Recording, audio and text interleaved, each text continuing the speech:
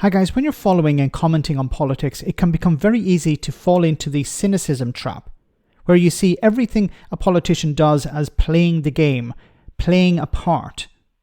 However, this is something highly paid journalists are expected to avoid. They're supposed to firstly report the news, not comment on it. But senior people in the media have left their reporter hats at home long ago and see themselves as making politics, not simply reporting on it. Laura Kuenssberg, I believe, sees herself as something like that. She, of course, picked a side long ago, but we're going to see another example of her being unable to keep her biases to herself. Pretty disgusting behaviour. Have a listen. Has anybody noticed what Keir Starmer's done again and again and again in the last couple of days when they've won? Well, are you going to tell me that he appears at football grounds? Yes, but non-league football grounds.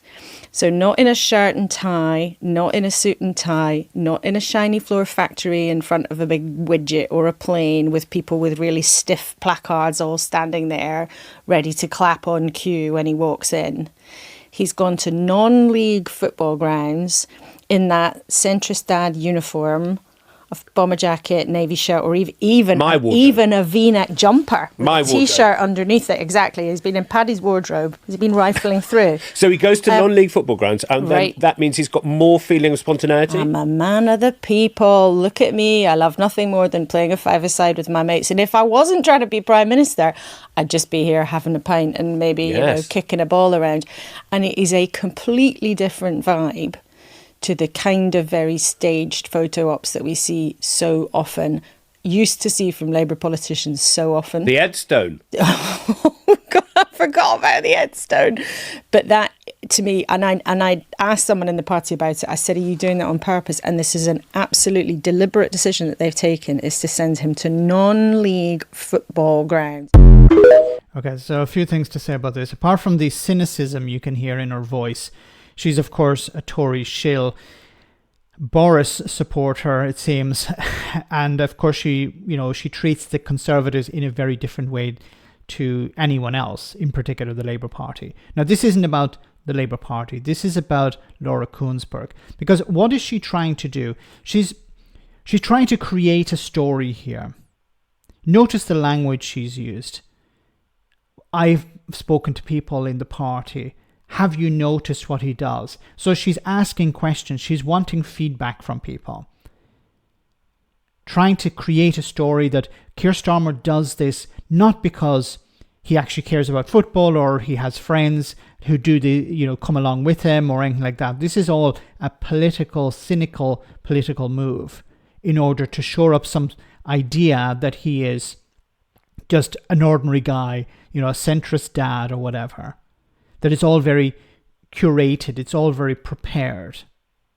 Now, I don't know whether that's true or not, but this isn't the goal of whether it's true or not. The goal is here, once again, to create a story. Journalists are supposed to report on stuff, not make stuff up or make stories. But when you get to a certain level, maybe in the BBC or generally in the media, you then start to create the stories yourself. It seems you become the center. So what she wants is people to look towards her as she's the one. Laura Kuenssberg noticed this. Nobody else did.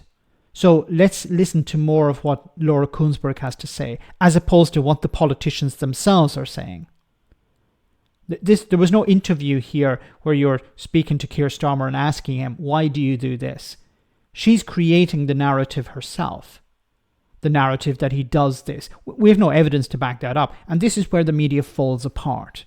They create these stories. It creates a narrative in people's minds that there's something not very clear about Keir Starmer's behaviour. Maybe there's something dodgy about him. We should be cynical to ordinary behaviour that he would engage in, because it serves a certain purpose. Related to this is the idea of the hung parliament. It's very unlikely that there will be a hung parliament, but politicians have pushed it and their friends in the media have jumped on it. Why? Because it keeps stories like these alive. Journalists reporting on politics they hate the idea of a massive victory for Keir Starmer because it's a one-day event. They prefer the idea of a hung parliament because it draws things out. In the same way as they were reporting on Susan Hall, there's a chance that she will become the mayor of London. The polls are narrowing. It was all a pile of crap, but it's about pushing a narrative. It's about maintaining a sort of high level of tension instead of actually reporting on facts. Let me know in the comment section, guys, what you think. As always, your comments are greatly appreciated. Thanks a lot.